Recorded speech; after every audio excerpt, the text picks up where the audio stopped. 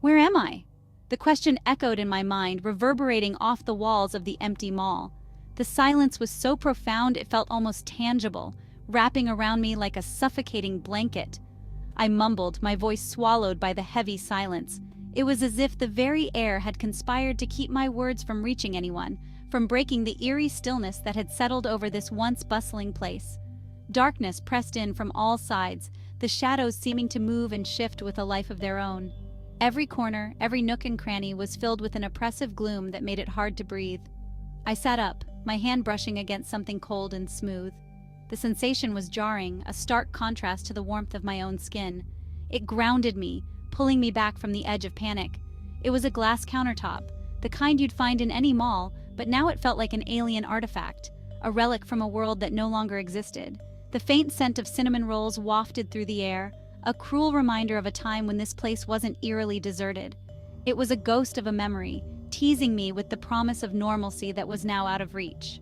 I was in the middle of the food court, a familiar haunt now transformed into an unsettling stage for my solitary confinement. The tables and chairs, once filled with laughter and chatter, now stood as silent sentinels, witnesses to my isolation. My heart pounded in my chest, a frantic drum against the backdrop of silence.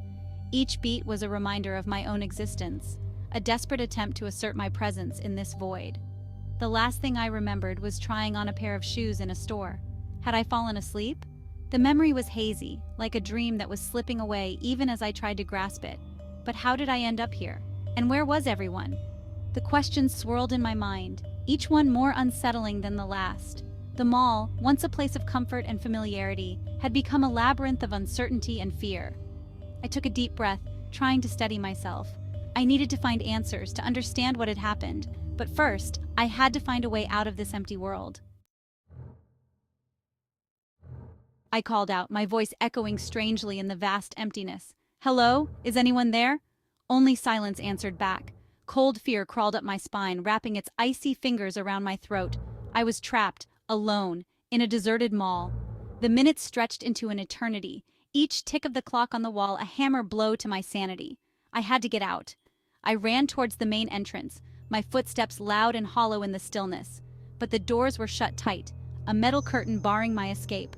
I rattled the handles, my heart sinking with each futile attempt. Despair threatened to consume me, but then a strange thing happened. A laugh bubbled up from deep inside me, unexpected and almost hysterical. The absurdity of the situation hit me with the force of a sugar rush. I was locked inside a mall. It was the stuff of childhood fantasies and cheesy teen movies. Suddenly, the fear morphed into a giddy sense of adventure. This wasn't a prison, it was a playground. A massive, climate-controlled playground stocked with everything from clothes and electronics to books and food. And the best part? I had it all to myself. First things first, sustenance. In a world where I was the sole ruler, my first decree was to satisfy my hunger.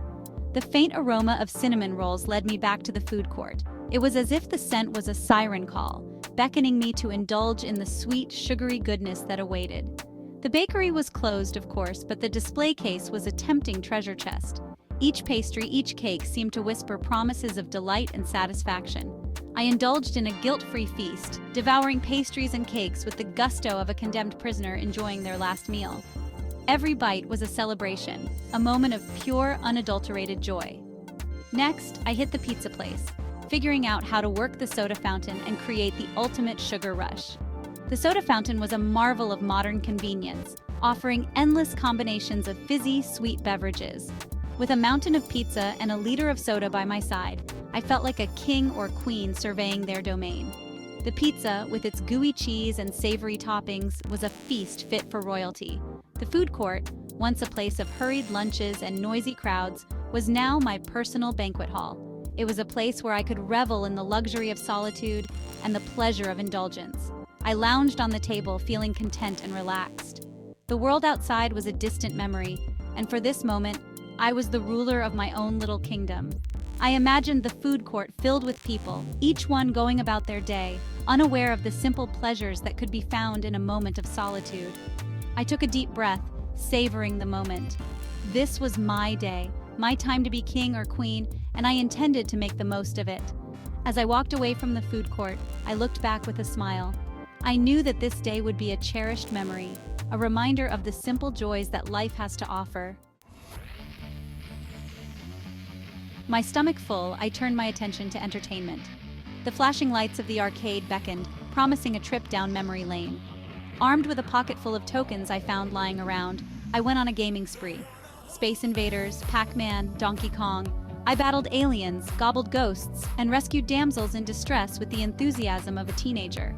The years fell away with each game, replaced by a sense of childlike wonder. For a few glorious hours, I was lost in a world of pixels and high scores, the real world fading into insignificance. Next up, the motherlode, the department stores. I'm talking rows upon rows of clothes, shoes, and accessories, all ripe for the picking. It was like being let loose in the world's largest walk-in closet. I tried on everything: sparkly dresses, sky-high heels, feathered boas, you name it. I put together the most outrageous outfits, channeling my inner fashion icon, or maybe just my inner 5-year-old. I strutted down the empty aisles, my laughter echoing through the silent store, feeling like a superstar on a runway of dreams. As much fun as I was having, exhaustion eventually set in. I found myself wandering the aisles of a furniture store, testing out mattresses with a desperate longing for a good night's sleep. I finally settled on a plush king-size bed, surrounded by fluffy pillows. But sleep, when it came, was fitful and filled with strange dreams. The silence of the mall, so comforting during the day, transformed into an oppressive presence at night. Every creak and groan of the building sent shivers down my spine. The novelty of my situation began to wear thin. The constant silence, once a source of amusement, now pressed in on me, a heavy weight on my chest. I missed the sound of human voices, the reassuring murmur of crowds, even the annoying beeps of cash registers. I wandered the empty corridors, my footsteps echoing in the vast emptiness, a stark reminder of my solitude. The laughter and excitement of the previous day felt like a distant memory. The mall, once a symbol of freedom and possibility, now felt like a gilded cage. Just when the loneliness became unbearable, I heard it. A faint scratching sound coming from the direction of the main entrance. Hope surged through me, as exhilarating as a shot of adrenaline. Could it be? Was someone out there? I raced towards the sound, my heart pounding in my chest. As I got closer, the scratching grew louder, accompanied by muffled voices. Someone was trying to get in. I threw my weight against the door, but it wouldn't budge. The cold metal felt unyielding under my hands, and a sense of desperation began to creep in. I had been trapped in this mall for what felt like an eternity, and every second that passed only heightened my anxiety. My mind raced with thoughts of how I ended up in this situation, but there was no time to dwell on that now. I needed to get out. "I'm in here," I yelled, my voice hoarse with disuse. "Help me!" The echo of my own voice bouncing off the empty walls was both eerie and disheartening. I had shouted so many times before, but this time I put every ounce of strength I had left into my cry. The silence that followed was deafening, and I feared that no one would hear me. But I couldn't give up. I had to keep trying. The scratching stopped, replaced by the welcome sound of keys jingling. It was a small sound, but to me it was the most beautiful noise in the world. It meant that someone was out there, someone who could help me. My heart pounded in my chest as I waited, hoping that this wasn't just another false alarm. The anticipation was almost unbearable. Then, with a groan of metal, the door swung open, flooding the mall with blinding sunlight. The sudden brightness was overwhelming, and I had to shield my eyes with my hand. It was a stark contrast to the dim, artificial lighting I had grown accustomed to inside the mall. The fresh air that rushed in was invigorating, and I took a deep breath, savoring the moment. Standing there were 2 security guards, their faces a mixture of surprise and relief. They looked at me as if they couldn't believe their eyes, and I could see the concern etched on their faces. It was clear that they had not expected to find anyone inside the mall, especially not in the state I was in. Their presence was a lifeline, and I felt a wave of gratitude wash over me. It turned out they were doing a routine check when they heard my cries for help. They explained that the mall had been closed for days due to unforeseen circumstances, and they had been tasked with ensuring everything was secure. My cries had reached them just in time, and they had rushed to find the source of the noise. Their timely intervention had saved me from what could have been a dire situation. As they led me out into the sunshine, I felt a surge of gratitude for the simple things I had taken for granted. The warmth of the sun on my skin, the sound of birdsong, the company of other human beings. Each step I took felt like a step towards freedom, and I couldn't help but reflect on how much I had missed these everyday experiences. The ordeal had given me a new appreciation for life, and I vowed never to take these moments for granted again. The world outside the mall seemed brighter, more vibrant, and I was ready to embrace it with open arms. My adventure in the mall was over. It had been a strange and surreal experience, a roller coaster of emotions from fear and panic to exhilaration and loneliness. But it had also been a valuable lesson.